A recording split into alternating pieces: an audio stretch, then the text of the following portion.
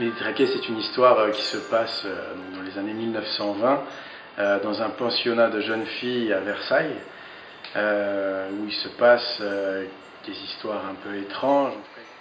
Où s'entremêlent des meurtres, des enquêtes, des disparitions. Et du coup, ça va être un petit peu l'énigme de ces disparitions de jeunes filles qui va être racontée dans Les Détraqués.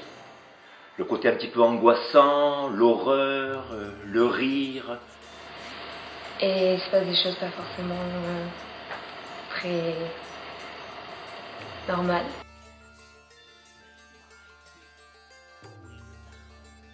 Moi, j'interprète Madame de Chalins, qui est justement cette directrice de pensionnat. C'est une femme qui a délesté toute vie festive pour se consacrer vraiment à quelque chose de très austère. Solange, c'est une femme pleine de secrets. C'est une femme avec une folie perverse en elle, bien ancrée. Tout ce qu'on sait d'elle, c'est une prof de danse. Alors en fait, dans cette pièce, le metteur en scène m'a proposé 2 rôles. Monsieur Jean, c'est le concierge de l'institution. C'est le bon sens populaire, la gentillesse. C'est un homme qui est bon. Et ensuite Madame Le Goff. Alors Madame Le Goff, farfelue, complètement folle, femme de la bourgeoisie. Claire, c'est la fraîcheur, elle pétille, elle est joyeuse, elle est peut-être très naïve ou peut-être pas du tout. Il s'agit donc du docteur Bernier. Ce docteur va arriver, mais il va arriver alors qu'il s'est passé quelque chose. Il est fou et détraqué à sa façon. C'est une petite fille et on se rend compte qu'elle est un peu seule. Alors, mon personnage, c'est le commissaire. C'est plutôt un clown, en fait.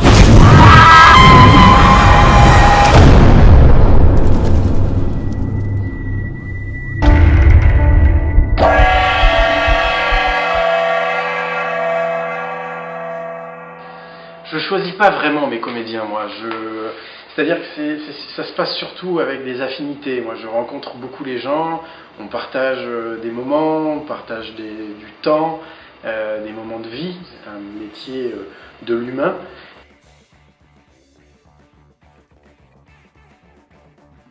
C'est sanguinolent à outrance. L'ascenseur émotionnel. C'est un art de théâtre. Choc. Et c'est le théâtre où tout est possible. C'est toujours très, très, très exagéré, quoi. Un peu de folie.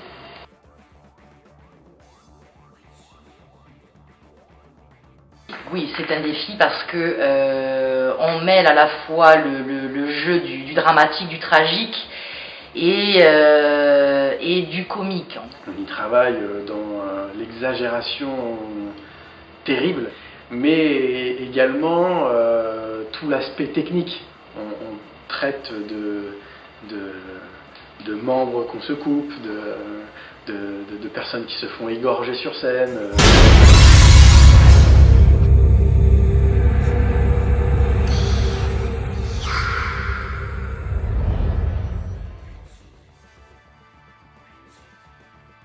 Ça nous fait découvrir un théâtre qui existe depuis plus d'une centaine d'années et dont on n'en a presque pas connaissance. Donc du coup, c'est intéressant d'essayer de renouveler un petit peu ce genre-là en 2016.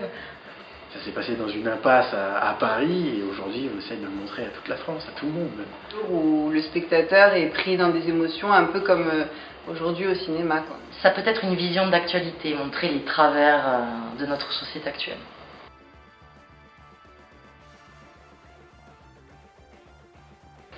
Que du bonheur. Très flattée déjà. Au début, j'y croyais pas trop. En même temps, j'étais terrorisée. J'ai dit de suite, oui, je signe. Pour partager cette aventure avec Robert Simon, je suis prêt à dépasser des montagnes.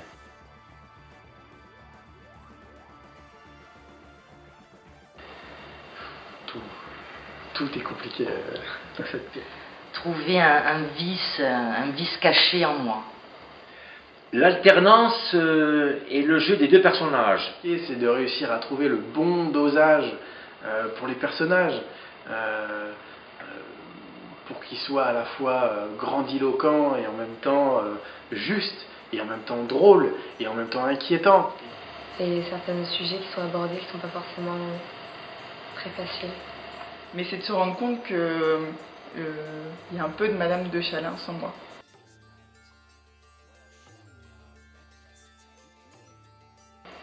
Des anecdotes.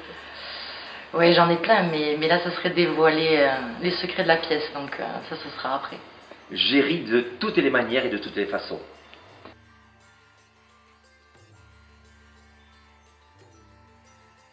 Enivrante. Grandiloquent. Prudence. Passion. Frisson.